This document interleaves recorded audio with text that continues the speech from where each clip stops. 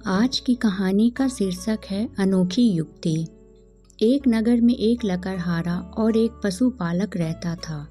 दोनों बहुत अच्छे मित्र थे, एक दूसरे पर जान देते थे।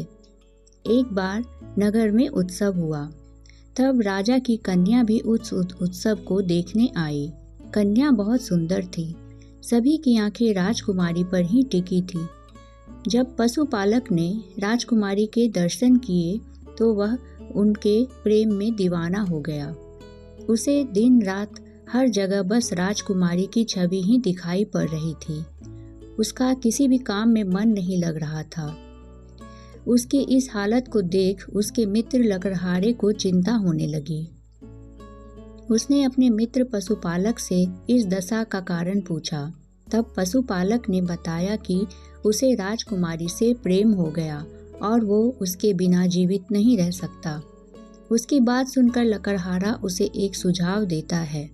कहता है कि सुना है राजकुमारी शिव भक्त हैं, क्यों न तुम इस माह की शिवरात्रि पर राजकुमारी से शिव का रूप धर कर मिलने जाओ। यह सुझाव पशुपालक को पसंद आ जाता है।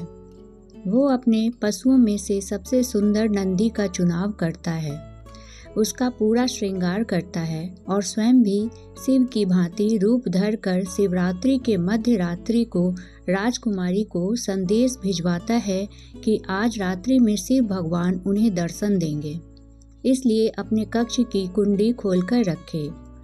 राजकुमारी यह बात मान लेती है और रात्रि में कक्ष की कुंडी खोलकर रखती है।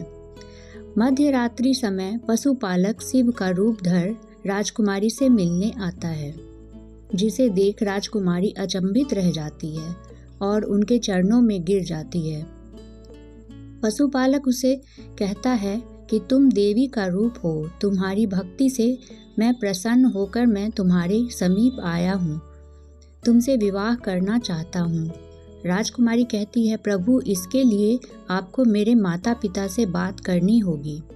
इस पर पशुपालक कहता है, कन्या तुम देवी का रूप हो, इसलिए मैं केवल तुमसे बात कर सकता हूँ। तुम्हारे माता पिता साधारण मनुष्य हैं, इसलिए हमें छिपकर ही विवाह करना होगा। राजकुमारी मान जाती है और शिव रूपी पशुपालक से विवाह कर लेती है। अब पशुपालक रोजाना अर्धरात्रि में राजकुमारी के पास शिव के रूप में आने लगता है। रोज कोई राजकुमारी के कक्ष में आता है, इसका दासियों को संदेह हो जाता है। दासियां यह बात महारानी को बताती हैं। महारानी महाराज से बात करती है। दोनों राजकुमारी के पास आते हैं और सच पूछते हैं। इस पर राजकुमारी पूरा सच अपने माता पिता को बताती है। माता पिता बहुत प्रसन्न होते हैं कि उनकी कन्या को स्वयं भगवान शिव ने पसंद किया। वो राजकुमारी से अपने जामाता से मिलवाने को कहते हैं। तब राजकुमारी कहती है कि वे साधारण मनुष्य से नहीं मिलते, आप चाहे तो रात्रि में छिपकर उनके दर्शन कर सकते हैं।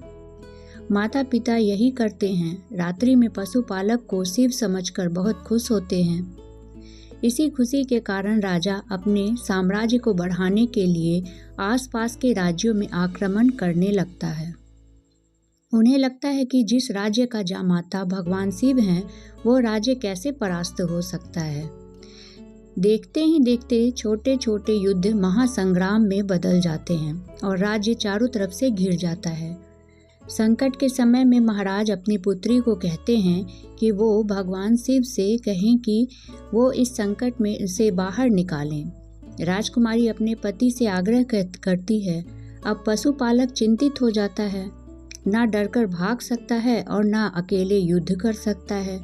वह एक नया उपाय सोचता है और शिव जी का तांडव नृत्य सीखता है और अपने मित्र लकड़हारे की मदद से एक उड़ने वाला नंदी बनवाता है। जैसे ही रात्रि का समय होता है, वह सीमा पर जाकर आकाश में नंदी पर बैठकर सबके सामने आ जाता है। उसे देखकर सब डर जाते हैं। फिर धरती पर उतरकर अपने क्रोध को तांडव के रूप में दिखाता है, जिससे सभी डर जाते हैं और वहां से भाग जाते हैं। इस प्रकार पशुपालक अपने राज्य को संकट से बचाता है, लेकिन उसे अपनी भूल का एहसास है, इसलिए वो राज्य सभा में जाकर अपनी गलती स्वीकार करता है। सभी दरबारी भौचक्के से रह जाते हैं। राजा को क्रोध आता है, लेकिन वो पशुपालक के साहस से खुश भी हो जाते हैं क्योंकि मामला खत्म हो चुका था। अगर पशुपालक चाहता तो अपना नाटक जारी रख सकता था, लेकिन उसे अपनी गलती का एहसास हुआ और उसने बिना परिणाम की सोचे सभी के सामने कबूल किया। राजा को भी अपनी गलती का एहसास होता कि उसने बिना सोचे समझे राज्यों पर हमला कर दिया। अगर पशुपालक उपाय ना करता तो वो अपना राज्य हार गया होता। सब कुछ सोचने के बाद राजा पशुपालक को क्षमा करते हैं और अपनी कन्या का विवाह कर उसे राज्य में सम्मानीय पद प्रदान करते हैं।